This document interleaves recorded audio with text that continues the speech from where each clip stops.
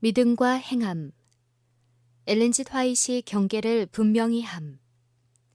1885년 7월 31일 매사추세츠주 웰체스터에서 의의 참된 표준이라는 제목으로 한 설교의 한 부분임. 1885년 8월 25일자 리뷰 앤드 헤랄드지에 게재됨. 그리스도를 따르노라고 공언하는 자들은 선언된 축복을 받는 조건에 일치되고 있는가라는 질문이 오늘날 주어지고 있다. 그들은 영적인 것과 실제적인 것에서 세상과 분리되어 있는가? 세속적인 습관과 관습으로부터 나와서 분리되는 것이 얼마나 어려운가? 그러나 사단은 거짓된 표현을 통하여 우리를 유혹하고 속이지 않는다는 사실을 잘 보도록 하자. 영원한 유익이 여기에 내포되어 있다. 하나님의 주장이 우선시 되어야 하고 하나님의 요구가 우리의 첫 번째 주의를 받아야 한다. 타락한 아담의 모든 후손은 그리스도의 변화시키는 은혜를 통하여 하나님의 모든 요구에 순종해야 한다. 많은 사람들은 그분의 가장 분명한 말씀의 교훈들에 대해 눈을 감는다. 왜냐하면 바로 그 길에 십자가가 서 있기 때문이다. 만일 그들이 십자가를 질 것 같으면 그들은 세상 사람들의 눈에 이상하게 보여야 한다. 그러므로 그들은 주저하고 의문을 품고 십자가를 피할 어떤 구실을 찾는다. 사단은 언제나 준비하고 있기 때문에 그는 하나님의 말씀을 읽는 그대로 순종하는 것이 최선이 아니라는 그럴듯한 이유를 제시한다. 그리하여 영혼들은 치명적으로 속임을 당한다. 성공적인 기만. 사단의 가장 성공적인 기만들 중 하나는 사람들이 하나님의 계명을 지키지 않고 살아가면서도 성화될 수 있다고 주장하게 하는 것이다. 예수께서는 그들이 말할 것을 이렇게 묘사하신다. 주여 주여 우리가 주의 이름으로 선지자 노릇하며 주의 이름으로 귀신을 쫓아내며 주의 이름으로 권능을 행치 아니하였나이까. 그렇다. 성화되어야 한다고 주장하는 사람들은 예수님의 보혈로 구원받는 것에 대하여 할 말이 많다. 그러나 그들의 성화는 예수님 안에 있는 그대로의 진리를 통하여 이루어진 것이 아니다. 그분을 믿는다고 주장하고 그분의 이름으로 놀라운 일을 하고 있는 것처럼 보이지만 그들은 하나님의 율법을 무시하고 큰 반역자의 대리인으로서 사단이 에덴에서 시작한 일, 즉 암암리에 하나님의 말씀을 순종하지 않을 그럴듯한 핑계를 만드는 일을 한다. 하나님의 율법을 무시함으로 하나님의 명예를 손상시키도록 사람들을 유도하는 그들의 사업은 그 진실한 결과가 어느 날 그들 앞에 나타날 것이다.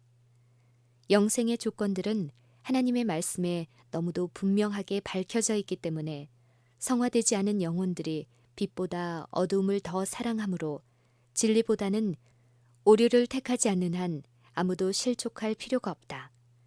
그리스도께 나온 율법사는 선생님, 내가 무엇을 하여야 영생을 얻으리이까? 라는 질문으로 그리스도를 공경에 빠뜨리고자 하였지만 예수님은 오히려 율법사에게 그 짐을 지웠다. 율법에 무엇이라 기록되었으며 네가 어떻게 읽었느냐? 대답하여 가로되 내 마음을 다하며 목숨을 다하며 힘을 다하며 뜻을 다하여 주 너희 하나님을 사랑하고 또한 내 이웃을 내 몸과 같이 사랑하라 하였나이다. 예수께서 이르시되 내 대답이 옳도다. 이를 행하라. 그러면 살리라. 이 말씀은 우리 각 개인의 경우에도 해당된다. 우리는 그 조건에 즐겨 일치되고자 하는가? 우리는 하나님께 순종하고 그분의 계명을 지킬 것인가? 우리는 말씀을 듣는 자일 뿐만 아니라 행하는 자가 될 것인가? 하나님의 율법은 그분의 품성처럼 변경되지도 변하지도 않는다. 사람들이 율법을 무효로 만들기 위하여 어떤 말과 행동을 할지라도 율법의 주장은 변치 않으며 그 율법을 순종해야 하는 의무감에서 그들을 해방시킬 수도 없다. 우리는 매일 신령한 계몽이 필요하다. 우리는 다윗처럼 내 눈을 열어서 주의 법에 기이한 것을 보게 하소서라고 기도해야 한다. 하나님께서는 당신의 모든 계명을 존중함으로써 당신의 명예를 옹호하는 한 백성을 이 땅 위에 두실 것이다. 그분의 계명들은 가혹한 것이 아니며 속박의 멍에가 아니다. 다윗은 그의 시대에 이렇게 기도하였다. 저희가 주의 법을 폐하였사오니 지금은 여호와의 일하실 때니이다.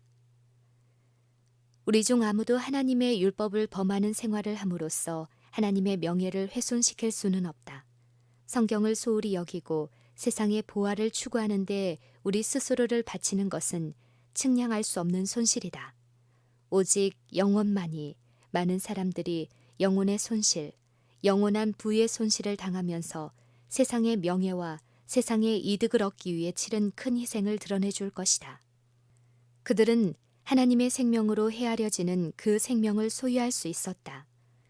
왜냐하면 예수께서는 그들이 고난한 하늘의 평가로 가난하고 가련하고 공고하게 헤아려지지 않도록 하기 위해 하늘의 축복과 부활을 그들이 소유할 수 있는 범위 내에 가져다 주고자 돌아가셨기 때문이다. 계명을 범한 자로서는 아무도 들어갈 수 없음. 진리의 빛을 가지고 있는 어떤 사람도 하나님의 계명을 범한 자로서는 하나님의 도성에 들어갈 수 없다. 그분의 율법은 하늘과 땅에서 하나님의 나라의 기초가 된다. 만일 그들이 고의적으로 지상에서 하나님의 율법을 짓밟고 경멸하면 그곳에서도 동일한 일을 하도록 그들을 천국으로 데려가지 않을 것이다. 그리스도께서 오실 때 품성의 변화는 없다. 은혜의 시기 동안에 품성 형성이 계속되어야 한다. 날마다 그들의 행동은 하늘의 책에 기록되며 그들은 하나님의 큰 날에 그들이 행한 대로 상급을 받게 될 것이다. 그때 누가 축복을 받는지 알려질 것이다. 그의 두루마기를 빠는 자들은 복이 있으니 이는 저희가 생명나무에 나아가며 문들을 통하여 성에 들어갈 권세를 얻으려 함이로다.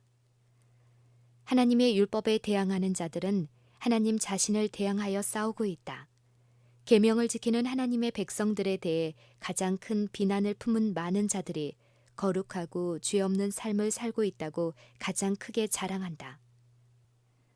이 사실은 오직 한 가지 길에서만 설명될 수 있다. 곧 그들은 그들의 품성의 결함을 스스로 찾아내어 보게 해주는 거울을 가지고 있지 않다. 요셉이나 다니엘이나 사도들 중 어느 누구도 죄 없다고 주장하지 않았다.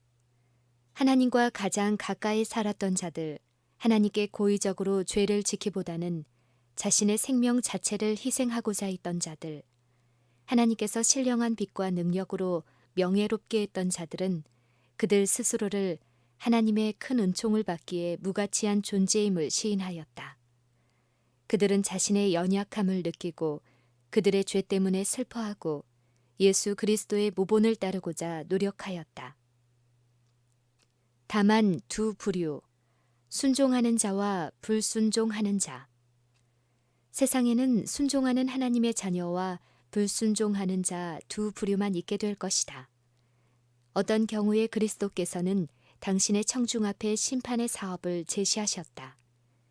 인자가 자기 영광으로 모든 천사와 함께 올 때에 자기 영광의 보좌에 앉으리니 모든 민족을 그 앞에 모으고 각각 분별하기를 목자가 양과 염소를 분별하는 것 같이 하여 양은 그 오른편에 염소는 왼편에 두리라. 그때의 임금이 그 오른편에 있는 자들에게 이르시되 내 아버지께 복받을 자들이여 나와 창세로부터 너희를 위하여 예비된 나라를 상속하라. 내가 줄일 때에 너희가 먹을 것을 주었고 목마를 때에 마시게 하였고 나그네 되었을 때에 영접하였고 벗었을 때에 옷을 입혔고 병들었을 때에 돌아보았고 옥에 갇혔을 때에 와서 보았느니라. 이에 의인들이 대답하여 가로되 주여 우리가 어느 때에 주의 줄이신 것을 보고 공개하였으며 목마르신 것을 보고 마시게 하였나이까. 어느 때에 나그네 되신 것을 보고 영접하였으며 벗으신 것을 보고 옷 입혔나이까. 어느 때에 병드신 것이나 옥에 갇히신 것을 보고 가서 배웠나이까. 하리니 임금이 대답하여 가라사대 내가 진실로 너희에게 이르노니 너희가 여기 내 형제 중에 지극히 작은 자 하나에게 한 것이 곧 내게 한 것이니라 하시고, 이와 같이 그리스도께서는 당신의 관심을 고통받는 인간의 관심과 동일하게 생각하신다. 그분의 자녀에게 기울인 모든 관심을 하나님 자신에게 직접 한 것으로 간주하신다. 오늘날 성화를 주장하는 자들은 자랑스럽게 앞으로 나와 주여, 주여, 우리를 알지 못하시나이까? 우리가 주의 이름으로 선지자 노릇하며 주의 이름으로 귀신을 쫓아내며 주의 이름으로 권능을 행치 아니하였나이까? 라고 말할 것이다. 여기에 묘사된 사람들, 그들의 모든 행동 속에 예수님을 공공연하게 연결시키면서 뻔뻔스런 주장을 하는 자들은 현대의 성화를 주장하면서도 하나님의 율법을 대항하고 있는 자들을 적절히 나타낸다.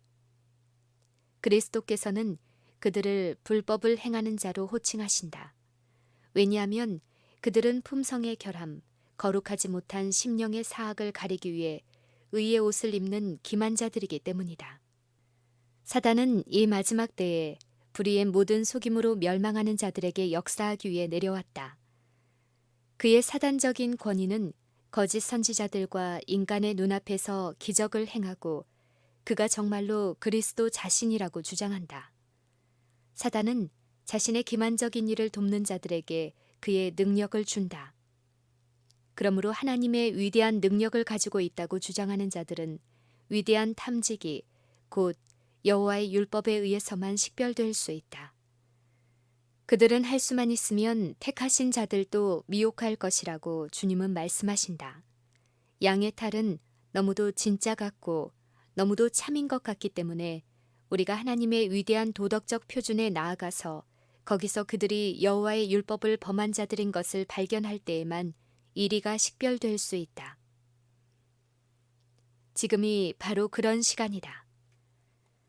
우리에게 믿음과 영적인 계몽이 필요할 때가 있었다면 바로 지금이다. 기도로 깨어있고 하나님의 뜻을 알고 행하고자 하는 간절한 소망으로 매일 성경을 상고하는 자는 사단의 어떤 기만으로도 잘못 인도되지 않는다. 그들만이 교활한 인간들이 속이고 함정에 빠뜨리기 위해서 꾀하는 구실을 분별할 것이다. 세상에, 그리고 입고 먹고 마시는 데에 너무 많은 시간과 관심을 바치기 때문에 기도와 성경 연구를 위한 시간이 없다. 우리는 모든 점에서 진리를 원한다. 그러므로 우리는 감추인 보화를 찾듯이 진리를 찾아야 한다. 우화의 성찬은 어디에서나 우리에게 펼쳐져 있다. 그러므로 사람들은 진리보다는 오류를 믿는 길을 택한다. 진리를 받아들이는 것은 십자가의 고통을 수반하기 때문이다. 자아는 부정되어야 한다. 자아는 십자가에 못 박혀야 한다. 그러므로 사단은 하나님의 율법을 무효로 만듦으로써 좀 더 쉬운 길을 그들에게 보여준다. 하나님께서 사람에게 스스로의 길을 가도록 내버려 두실 때는 그의 생애에서 가장 어두운 시간이 된다. 왜냐하면 완고하고 불순종하는 자녀가 그 자신의 길을 가도록 방치해 두는 것, 그 자신의 마음의 경향을 따름으로 하나님의 심판의 검은 구름이 그를 둘러싸게 하는 것은 무서운 것이기 때문이다. 그러나 사단은 너무나 교만하여 회개하지 않고 여호와의 사업을 무너뜨려 발 아래 짓밟아 버리는 그의 대리자들을 갖고 있다. 이런 자들이 모든 결과의 책임과 함께 자신들이 행한 일들을 대하게 될 때 그 얼마나 슬프고 절망적인 날이 되겠는가. 예수 그리스도께로 구원되었어야 할 영혼들이 그들의 가르침과 영향으로 말미암아 잃어버린 바 된 것이다. 그리스도께서는 그들을 살리기 위해 그들을 위해 돌아가셨다. 그분은 당신의 공로를 통하여 그들이 하나님의 율법을 지킬 수 있는 길을 열어놓으셨다. 그리스도는 볼지어다 내가 네 앞에 열린 문을 두었으되 능히 닫을 사람이 없으리라. 내가 내 행위를 아노라고 말씀하신다. 사람들이 그 문을 닫아버리기 위해 얼마나 열심히 일하는가. 그러나 그들은 할 수가 없다. 요한은 하늘에 있는 하나님의 성전이 열리니 성전 안에 하나님의 언약궤가 보이며 라고 증거한다. 속죄소 아래 언약궤 속에 여호와의 율법이 새겨진 두 돌비가 있었다. 하나님의 신실한 백성들은 세상에 전해주도록 하나님의 율법으로부터 그들에게 비치는 빛을 보았다. 오늘날 사단의 맹렬한 활동은 그 빛의 문을 닫아버리기 위한 것이다. 그러나 예수께서는 아무도 그 문을 닫을 수 없다고 말씀하신다. 사람들은 그 빛을 외면하고 그것을 공공연히 비난하고 그것을 경멸할 것이다. 그러나 그 빛은 그것을 보고자 하는 모든 사람을 즐겁게 하고 축복하기 위해 여전히 뚜렷하고 분명한 광선을 발한다. 하나님의 자녀들은 영혼의 원수와 맹렬한 전쟁을 치를 것이며 그 투쟁은 종말에 이를수록 점점 더 격심해질 것이다. 그러나 주께서는 당신의 진리를 수호하기 위해 일어서는 자들을 도와주실 것이다.